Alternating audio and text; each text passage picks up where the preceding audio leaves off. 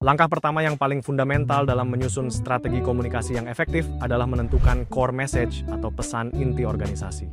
Core message merupakan saripati informasi yang ingin ditanamkan secara mendalam kepada seluruh kelompok audiens tanpa terkecuali.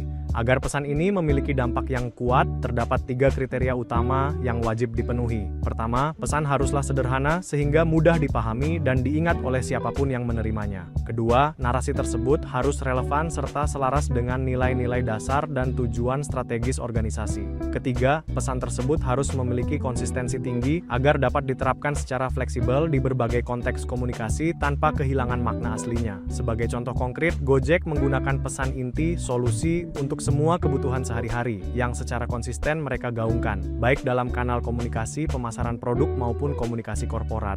Dengan memiliki pesan inti yang kokoh, organisasi dapat memastikan bahwa seluruh aktivitas komunikasinya memiliki satu arah yang jelas, kredibel, dan mampu membangun integritas mereka yang kuat di mata publik secara berkelanjutan.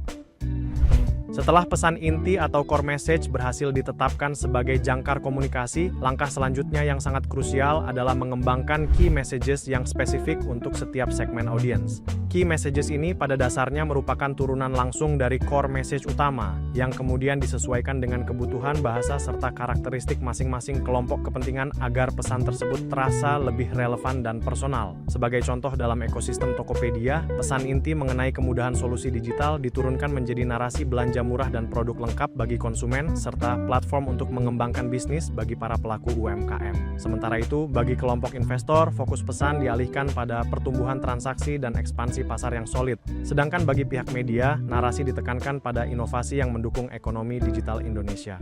Melalui strategi identifikasi yang tajam seperti ini, organisasi dapat memastikan bahwa pesan utamanya tetap terjaga secara konsisten di seluruh lini, namun tetap mampu menyentuh sisi emosional dan kebutuhan spesifik dari setiap pemangku kepentingan secara efektif.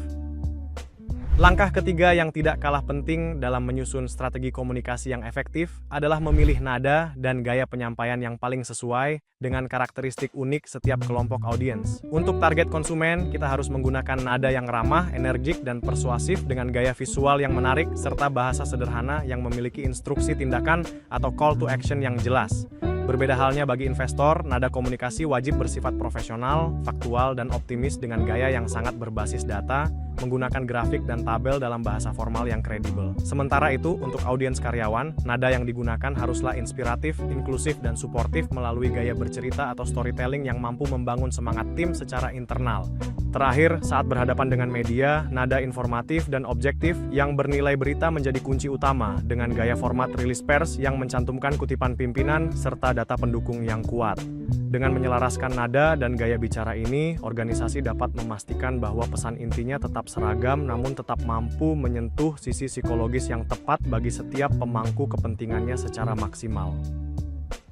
Langkah keempat dalam menyusun strategi pesan yang terintegrasi adalah menentukan saluran komunikasi yang paling efektif sesuai dengan preferensi masing-masing segmen audiens.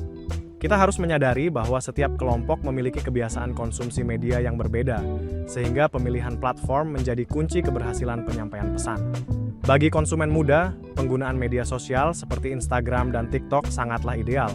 Sementara untuk jangkauan massal dan audiens keluarga, iklan televisi tetap menjadi pilihan utama. Komunikasi langsung dengan pelanggan atau sektor bisnis dapat dioptimalkan melalui pemasaran surel yang lebih personal.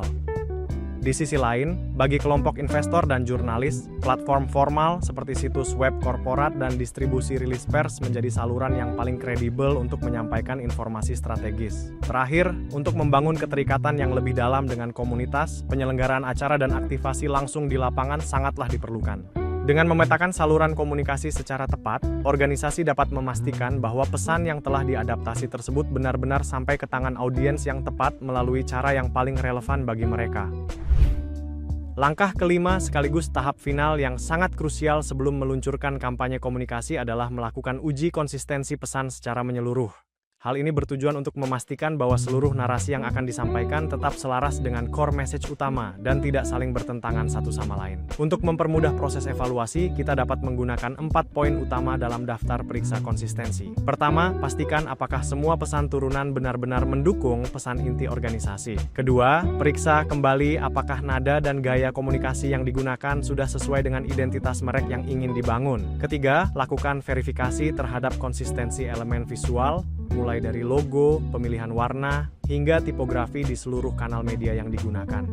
Terakhir, pastikan tidak ada pesan yang saling tumpang tindih atau bertentangan antara komunikasi pemasaran dan komunikasi korporat. Melalui proses pengujian yang ketat ini, organisasi dapat meminimalisir risiko kebingungan di benak audiens, serta memperkuat integritas reputasi perusahaan secara profesional dan berkelanjutan di mata publik. Setelah seluruh pesan disampaikan melalui berbagai kanal, langkah keenam yang menjadi penentu keberlanjutan strategi adalah melakukan monitoring dan evaluasi secara berkala. Proses ini sangat krusial untuk mengukur efektivitas komunikasi serta memastikan bahwa pesan inti telah diterima dengan benar oleh setiap segmen audiens.